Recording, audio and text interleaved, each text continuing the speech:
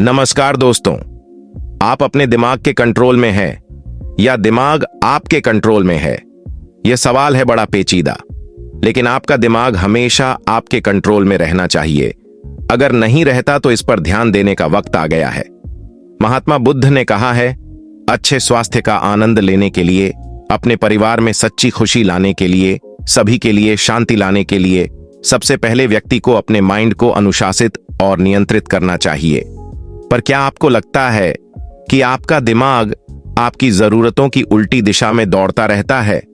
तो यहां हम बौद्धिक दर्शन से आपके लिए वे टिप्स लाए हैं जिनसे आप अपने मस्तिष्क को नियंत्रित कर सकते हैं। हमारे शरीर का हर अंग एक दूसरे पर निर्भर है। हालांकि इस बात में कोई शक नहीं है कि हमारा दिमाग पूरे शरीर में सबसे शक्तिशाली उपकरण है। एक बार जब हमें अपने दिमाग की खासियत समझ आ जाती है और हम जान जाते हैं कि यह कैसे काम करता है, तो हमारे लिए इसका इस्तेमाल करना काफी आसान हो जाता है।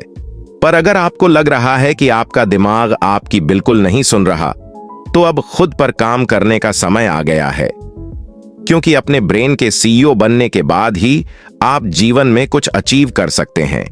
दिमाग का मुख्य काम थिंकिंग प्रोसेस को डेवलप करना और उस प्रक्रिया के दौरान विचारों को उजागर करना होता है।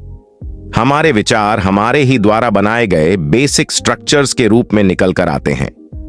उदाहरण के तौर पर, आपने सिगरेट को लेकर एक स्ट्रक्चर तैयार किया कि यह पीना खराब है। तो जब भी आप सिगरेट देखेंगी या उसकी महक आपको मिलेगी, तो आपका दिमाग आपके विचार को आपके बनाए गए स्ट्रक्चर के हिसाब से ही उजागर करेगा।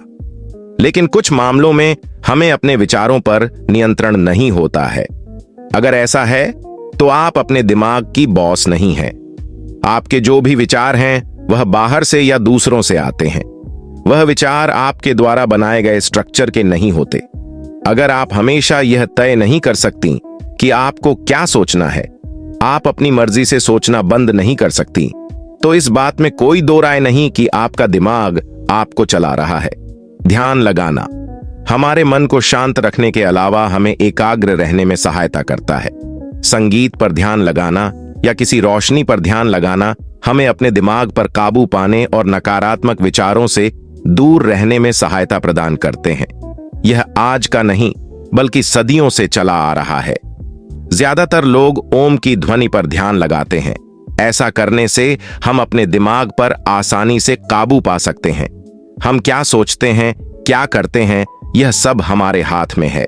यदि आप फिजूल खाली बैठे रहेंगे, आपके पास कोई काम नहीं होगा, तो आप अपने आप ओवर थिंकिंग से खुद को रोक नहीं पाएंगे। कभी सकारात्मक तो कभी नकारात्मक विचार माहौल के अनुसार आपके दिमाग में आएंगे। हालांकि ऐसे विचारों को नियंत्रण में करना आसान है। बस अपने आप को किसी ऐसे काम में व्यस्त रखें जहां एकाग्रता का इस्तेमाल होता हो। आपने बचपन से ही यह कहावत जरूर सुनी होगी कि खाली दिमाग शैतान का घर। यह एक तरह से सच है। आपके जीवन में होने वाली हर चीज के लिए आपका दिमाग जिम्मेदार है। यह अच्छी चीजों और बुरी चीजों के लिए, सफलता और असफलता के लिए एक सृजन शक्ति है।